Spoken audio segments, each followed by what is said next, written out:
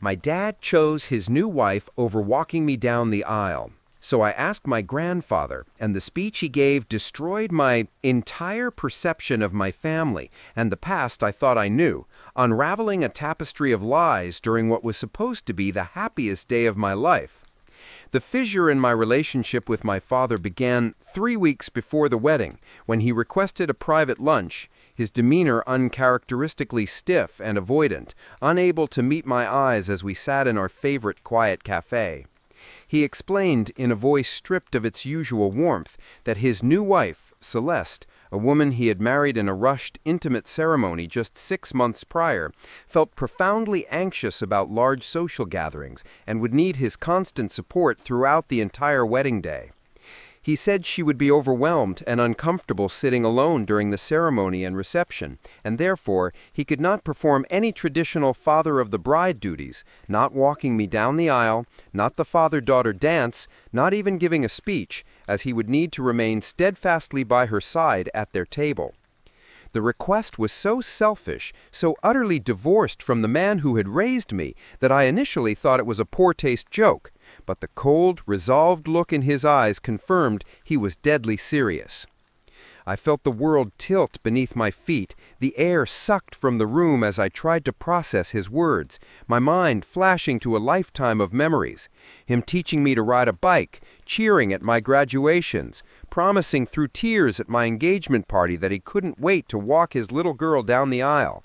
I begged him, my voice cracking with desperate tears, asking him to prioritize me for this single most important day, to be my dad for just a few hours, to not let this woman he'd known for less than 2 years erase 2 decades of being a father. His response was a cold, clinical dagger to the heart. "Sophia, you're an adult now, and you have a man to take care of you. Celeste is my family now, and her needs come first. She is my present and my future, and you need to be understanding." He left me there sobbing at the table, the check unpaid, and I felt the foundational pillar of my family crumble into dust, my wedding now shadowed by a profound and personal betrayal.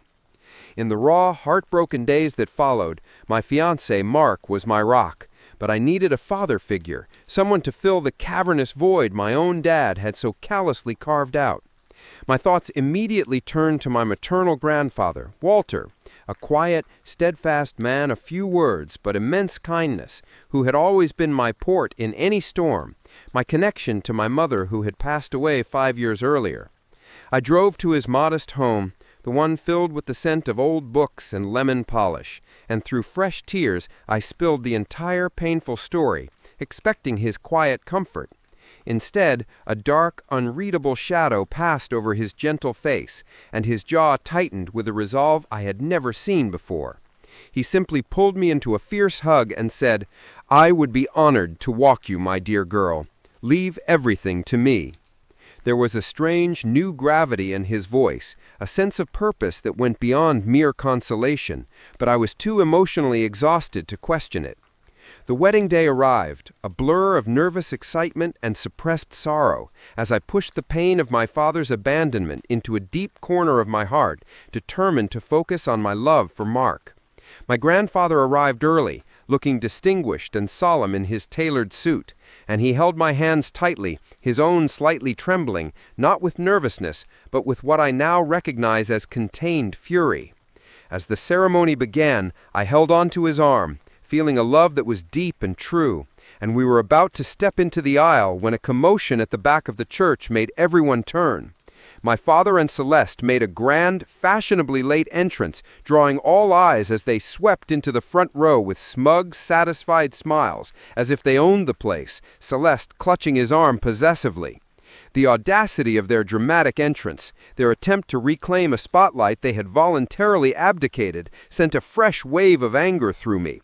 But I took a deep breath, squeezed my grandfather's arm, and we walked forward, my focus solely on Mark's loving gaze at the altar.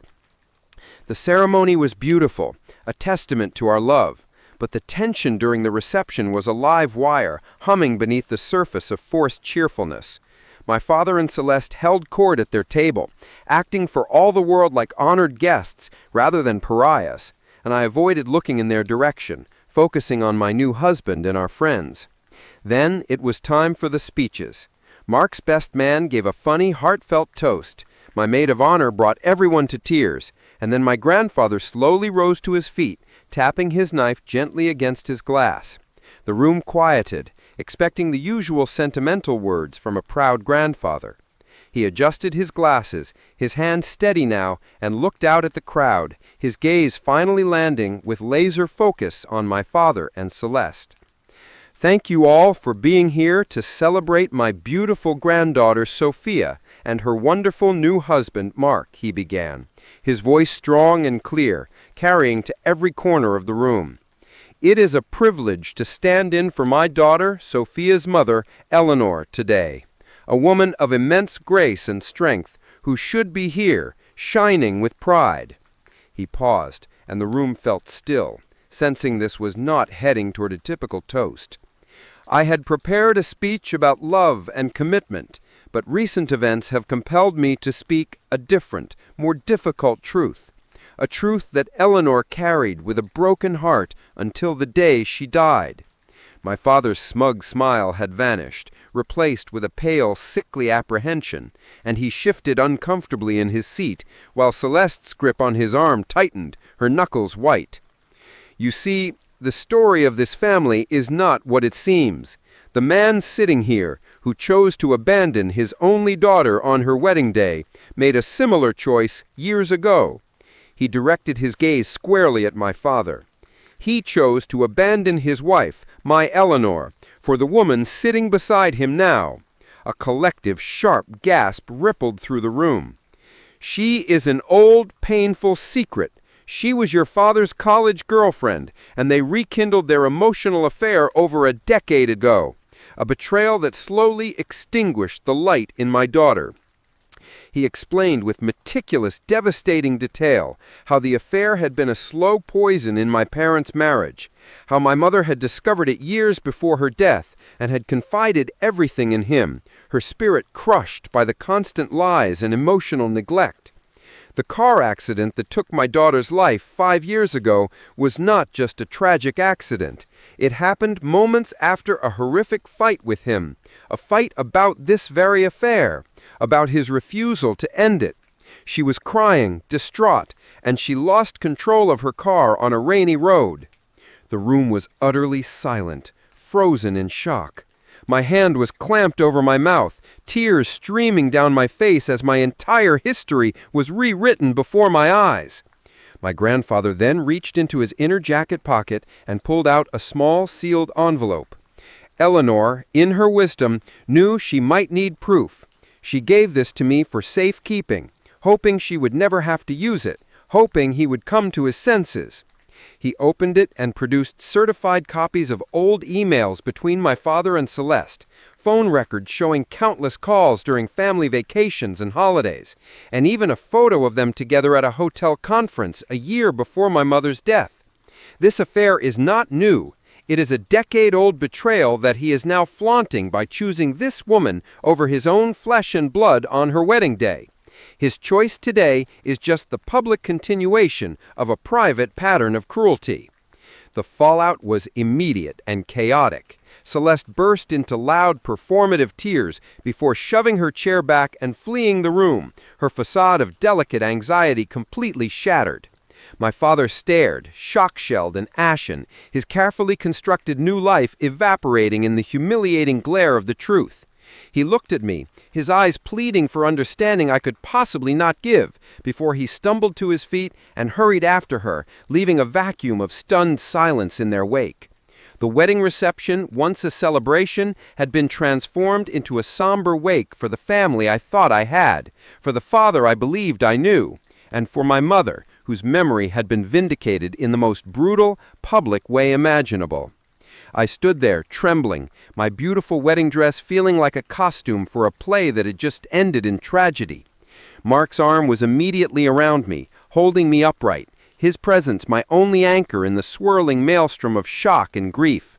My grandfather walked over to me, his own eyes glistening with tears, and he took my hands in his.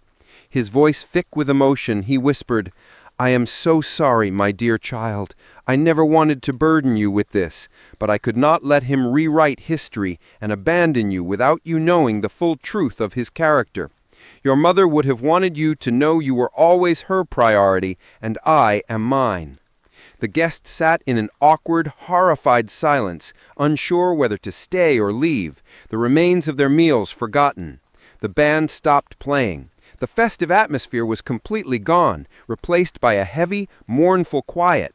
I felt a bizarre sense of clarity amidst the devastation. The confusing pieces of my past, my mother's sadness, my father's emotional distance, his rapid marriage to Celeste, all suddenly snapped into a horrifying, coherent picture. The man I had idolized was a stranger, a man capable of profound and sustained deceit. After a few minutes, I wiped my tears, took a deep breath, and turned to my husband and my grandfather. I said, "This is still my wedding